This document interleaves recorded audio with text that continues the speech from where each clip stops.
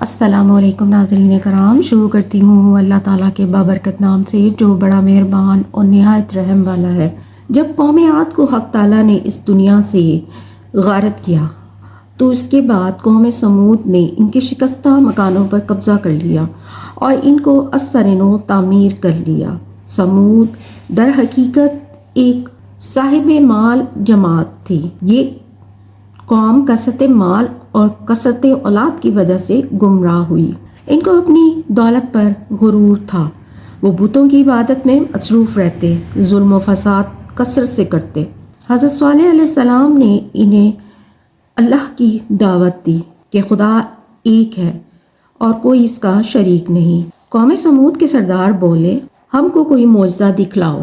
حضرت صالح علیہ السلام نے کہا کہ بتاؤ میں کیا معجزہ دکھلاؤں۔ پھر وہ آپس میں مشورہ کرنے لگے اور کہنے لگے کہ تم یہ معجزہ دکھاؤ کہ ایک اونٹنی اس پتھر سے نکلے اور اسی وقت وہ بچہ بھی جنے اور دودھ بھی دیوے، تب جانیں گے کہ تم رسول خدا ہو۔ یہ گفتگو ہو ہی رہی تھی کہ حضرت جبرائیل علیہ السلام آئے اور انہوں نے حضرت صالح علیہ السلام سے کہا ان سے اقرار لے لو کہ وہ اونٹنی کو نہ ماریں گے اور دودھ کے علاوہ ان پر کوئی چیز اس کی حلال نہ ہوگی۔ علیہ السلام نے ان سے عہد لیا۔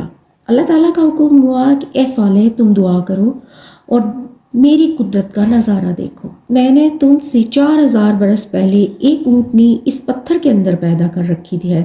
آپ کا معجزہ ظاہر ہو، آپ کی پیغمبری کی دلیل ہو۔ حضرت صالح علیہ السلام نے اللہ کی بارگاہ میں دعا کی اور تمام مومنوں نے آمین کہا۔ اتنے میں ایک عجیب آواز پتھر سے نکلی اور ایک اونٹنی نہایت خوبصورت اس پتھر کے نیچے سے نکل آئی۔ وہ اتنی حسین اور خوبصورت تھی کہ اس جیسی سارے عالم میں دوسری نہ تھی۔ اسی ایک ساتھ کے اندر اس نے ایک بچہ دیا اور اس کے پاس تازہ گھاس بھی نظر آئی جو اونٹنی نے کھائی، اور خدا کے حکم سے فوراً ایک چشمہ اور ایک چراگاہ پیدا ہو گئی اور اونٹنی اس پہ چڑھنے لگی۔ اس قوم کے 7 قبیلے تھے۔ 7 قبیلے اس چشمے سے پانی پیتے تھے اور پانی کچھ کم نہ ہوتا تھا۔ ساربان اس اونٹنی کو اس چشمے پر لے گئے۔ اس اونٹنی نے اس چشمے کا سب پانی پی لیا۔ حضرت صالح علیہ السلام نے اپنی قوم سے کہا کہ تم لوگ اس کا دودھ پیو۔ 7 قبیلے اس سے دودھ گھڑے بھر بھر کر اور مشکیں بھر بھر کر اپنے گھر لے جاتے تھے۔ تعالیٰ نے حضرت صالح علیہ السلام سے فرمایا کہ کہہ دو اپنی قوم سے جس روز اونٹنی کا دودھ دھویا جائے گا وہ اونٹنی کا دن ہے، اور جس دن دودھ نہ دھویا جائے اس دن ان کی باری ہے۔ اس طرح پانی پینے کی باری مقرر کی گئی۔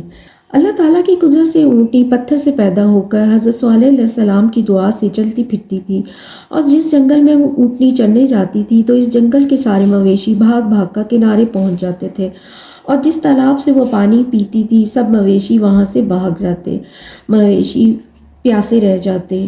تب ایک مشورہ کیا اور یہ بات طے پائی کہ ایک دن پانی پر اونٹنی جائے اور دوسرے دن لوگوں کے مویشی جائیں گے۔